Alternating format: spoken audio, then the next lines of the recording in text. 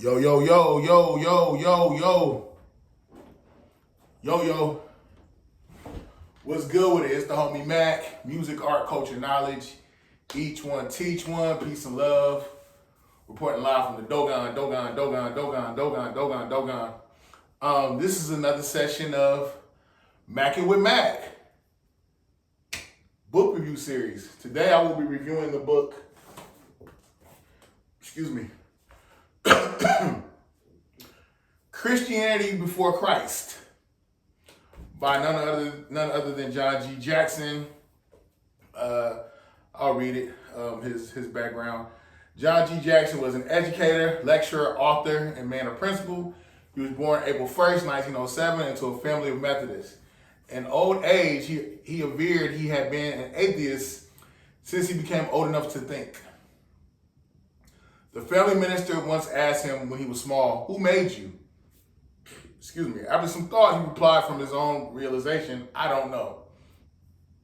He lived for 50 years in New York City from 1932 to 1977, lecturing at the Ingersoll Forum of the American Association for the Advancement of Atheism from 1930 to 1955.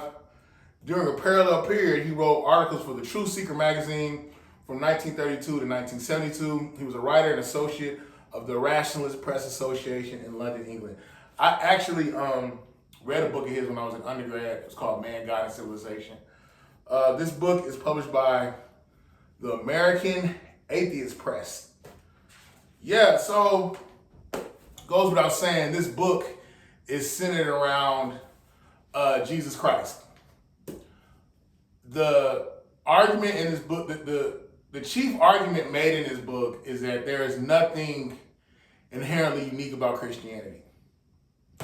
As far as the stories and the stories that exist within the Bible, as far as the characters that exist within the Bible, specifically Jesus, there's nothing unique. We've always had messianic, Christ-like figures, is his claim, and he backs it up. He gives the rundown of how Krishna, Mithra, even Hercules, who else? Mithra, Krishna, Buddha, of course, Osiris and Horus, or Egyptian, in Greek it was pronounced Osiris and Horus, but I want to say in Africa it was actually called Haru and Asar. Haru for Horus, Asar for Osiris. And honestly, I can't refute it. You see a lot of parallels. I do have pushback with some of it because I feel like when it comes to Jesus, I feel like there's more lasting, eternal value. Because if you read Romans, it talks about how to this day Jesus is in prayer, praying for humanity, and he and also the Holy Spirit is interceding and praying on behalf of humanity, especially Christians. And I don't see a parallel with that with the other deities. It wasn't necessarily, it's like, okay, I sacrifice myself for the good of mankind. That's that. But I think there's more everlasting, eternal value in the life of Jesus. But mind you, I am also a Christian. But yeah, give me 1 second. He makes an argument that Jesus never even existed. He makes the argument that a lot of what we see, not only in biblical texts, but what we've seen in mythos that exist, whether it be Greek mythology, Egyptian mythology, and even theology, a lot of things are actually centered around the worship of the sun. A lot of things are centered around zodiac signs. It's centered around astrology, and a lot of these deities never actually existed. They actually were, it was actually astro-theology or astro-allegories. And by that meaning, for example, Osiris and Horus, or well, Horus and Set. Set was being god of chaos, overall bad dude. Horus was a good dude. Horus represented the sun rising. And what does the sun do when the moon is about to come up? Before the moon comes up, what does the sun do?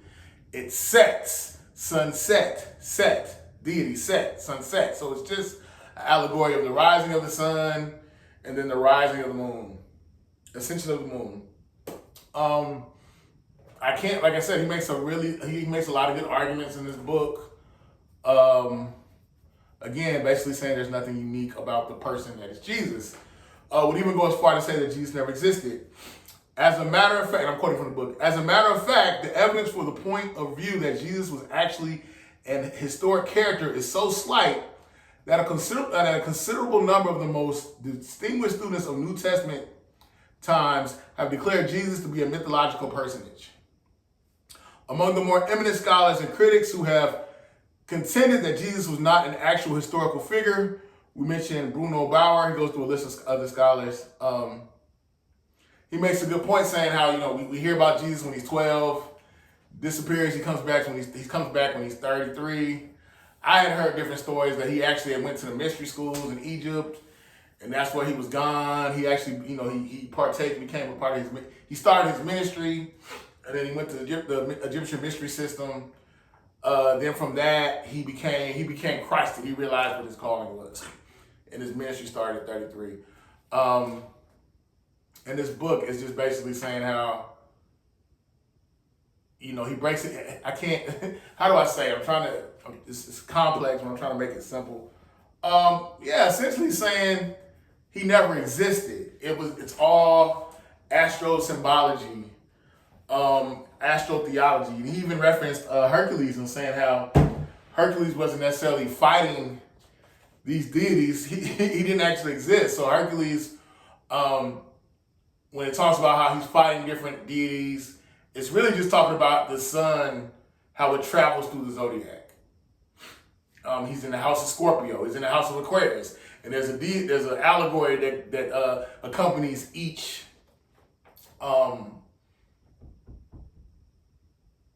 there's an allegory that accompanies each house that he's in. So Scorpio, Virgo, Aquarius, there's different deities that he encountered that were not real. Another thing that he gets into, he talks about the mystery system, how people were initiated, the mystery system or mystery schools. I think there was one in Babylon. I know specifically there's one in Egypt. The one he talks about is the one in Egypt. The whole concept of a liberal arts education, the whole concept of masonry come from the Egyptian mystery schools. Yes. In this book, he also goes into detail talking about how Plato and Socrates, Aristotle, they actually got their knowledge. They went to Egypt for their education and their understanding of philosophy. This book, I can go in a lot of different directions. It's chiefly about Jesus and talking about parallels in the Bible with other stories in other religions. Talks about the personage that is of Jesus and how his story is similar again to other deities. Well, it goes without saying, John G. Jackson is an atheist. His book was published by American Atheist Press. I like the fact how everything that he says, he gives a source to corroborate it or basically points you in the direction to understand why he's of the mind that he is. I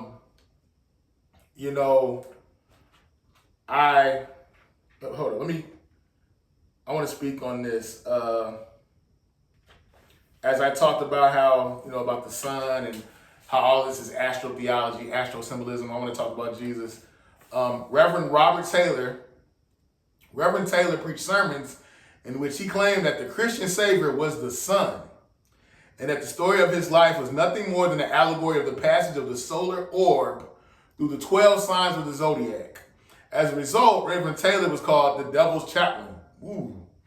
It was sentenced to 2 years in jail for blasphemy. Taylor was an ordained minister, a surgeon, and a graduate of Cambridge University. But this did not save him from persecution. Give me 1 second.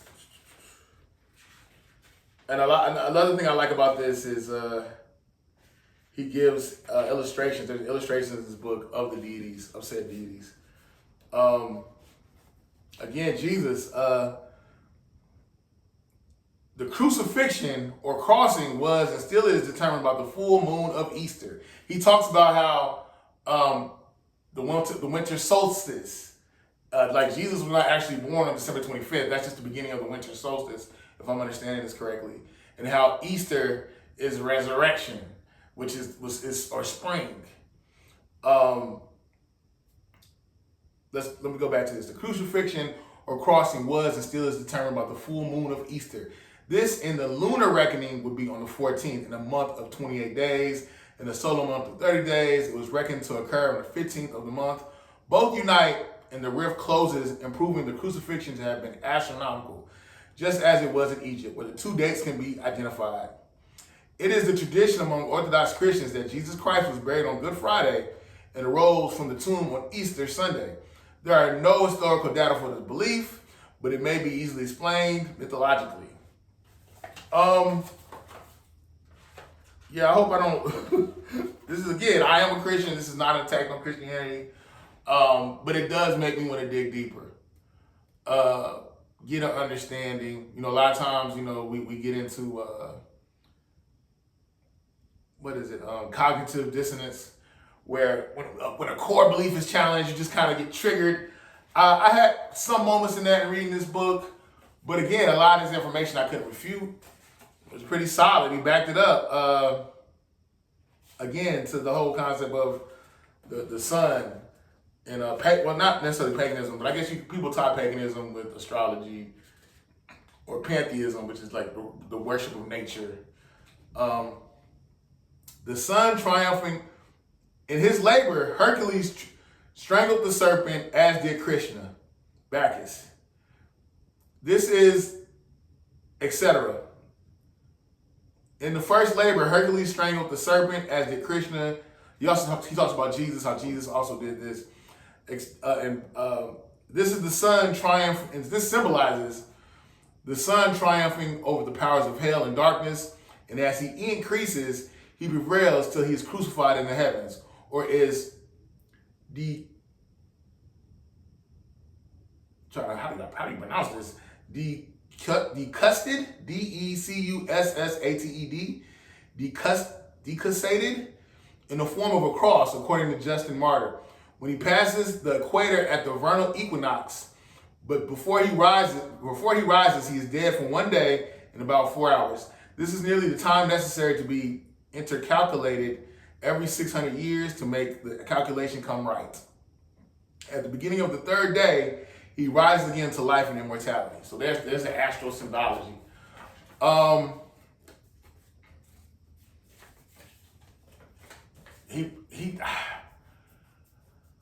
trying to figure out, how do you say this? I feel as though the gist of this book again is, because he actually references the book, The 16 Crucified Saviors. The gist of this book is to get us an understanding of how acculturation exists, and by acculturation, how different cultures interact with one another and they share each other's stories and symbologies.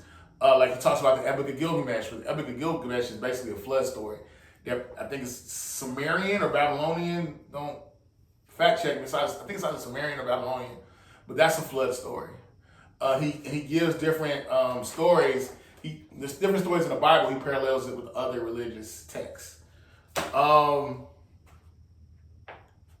I want to say, one thing I had never heard, but there was I guess he quoted there was a person who had this concept, or this idea that Jesus never actually died, that he lived until old age, like he wasn't crucified, that he passed out on the cross, they took him down, and then they put him in the cave, and then he was awoken and taken away, that he didn't actually die. That was something I had never heard before. And then it even talks about how again, back to the symbology, how the three wise men that came to Jesus to bear gifts to him were actually different stars that were traveling through the constellation. And then again, how Jesus is the son of God, son. The whole, again, astro symbology, talks about the constellations and the zodiac signs. Pretty much repeating myself at this point. But I do like how he made a good point, how he talks about, here it is, I just found it. The God of the theologians is personal. The God of the philosophers is non-personal. So how there's a dichotomy in how people process religion and God. Again, the God of the theologians is personal and the God of the philosophers is non-personal. What does this mean? This difference not being apparent to many people has caused considerable confusion of thought. When Sir James Jeans said that he believed that God was a great mathematician whose symbol was the square root of -1, the unit of the system at imaginary numbers, he certainly was not talking about the anthropomorphical God of the Orthodox Christians. Many Christians denounce paganism as false religion. If this is correct, then Christianity is also false, for it is of pagan origin. And if one is not true, then neither is the other. Outstanding thinkers such as the philosopher Spinoza, the astronomer Professor Fred Hoyle, and the Egyptologist Dr. Margaret Murray have said that God is just another name for nature or the universe. So yeah, where do we go when we die? There's a lot of heavy stuff to consider. I say go with your conscience and your heart. What makes you better?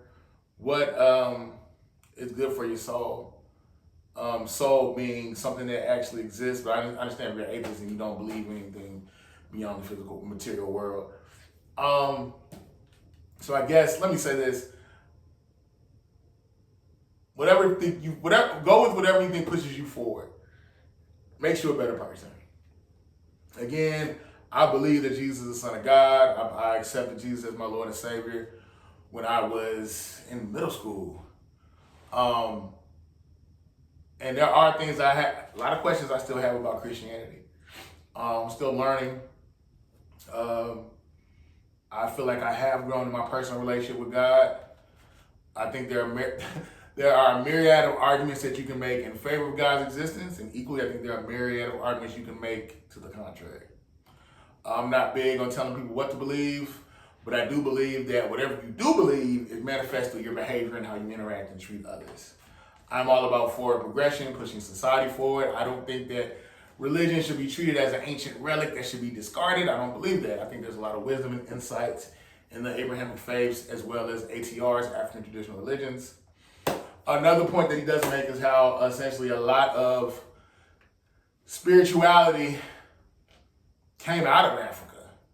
Talks about how the Pygmies were the original people, how they even had their story of Genesis, where there was where humanity needed to be saved and needed to be redeemed, and they had a messianic figure, messianic-like figure. And another thing I thought was interesting, he talks about how pretty much when Rome they used to be persecuting, killing Christians. And then, the message of Jesus, it spread so fast that even the Roman Empire wilted and became a Christian nation. And then he talks about how pretty much the paganism of the indigenous religious systems in the region, as well as theology that came out of Europe, out of Egypt, how those things were intermarried throughout Europe, throughout Rome, and how a lot of things were added in Christianity to pacify the pagans. Again, with the whole concept of Easter and Christmas, that's paganism. And then I liked about how he talked about ISIS, and how ISIS was actually the whole concept of a virgin-born Messiah, the mother and the son.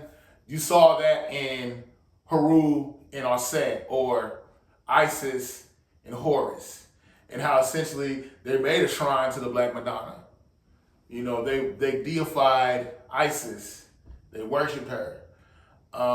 This is essentially when Christianity became part of Europe, or specifically Rome, there were still people within that time that acknowledged the shrine of the Black Madonna. I heard, I've never seen it, but they say in the Vatican, there's a shrine of a Black Madonna that the Pope kneels to and kisses. But yeah, this is a great read. Check it out. Yeah, I think this is a great book. I'm glad it's in my library. There's a lot to glean from this. Definitely gives you insight and perspective. Another thing, I don't think it's far-fetched to say how the worship of the moon and the stars, how those things weren't deified, because even in Abrahamic faith, Abraham worshipped the moon before he got to know Jehovah Jireh, or God of, or Yah, essentially the deity or the God within the Bible. So yeah, I think there is a lot of legitimacy in his claims in this book. It's worth reading. Each one teach one, peace and love. It's the homie Mac. Thumbs up, give me the likes. Thumbs up, give me the likes. Reporting live from the Dogon. I'm out.